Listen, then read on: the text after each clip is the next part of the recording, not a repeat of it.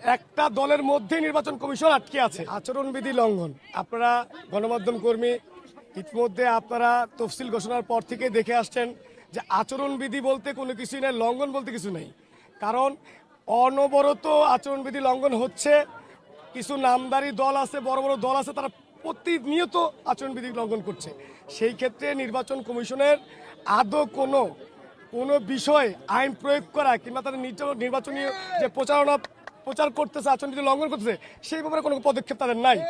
একটা দলের মধ্যে নির্বাচন কমিশন আটকে আছে এবং সবার দৃষ্টিভঙ্গিটা সব একরকম না। যেমন বলা হচ্ছে লেভেল প্লেইং ফিল্ড, এই যে নিরাপত্তার একটা বিষয় আপনারা দেখেছেন ইতিমধ্যেই আমাদের অনেক প্রার্থী ঘরের মধ্যে হত্যা হয়েছে।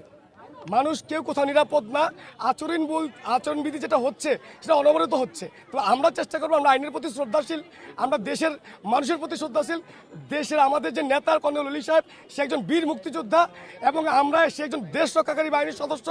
আমরা তাকে ফলো করে, তার আদর্শকে লালন করে আমরা আইনের প্রতি শ্রদ্ধাশীল। আইন এবং যে নির্বাচন কমিশন আমাদেরকে কোনো সহায়তা করবে না করবে, কিন্তু এই 14 আসনের জনগণ আমাদেরকে অবশ্যই সহযোগিতা করবে।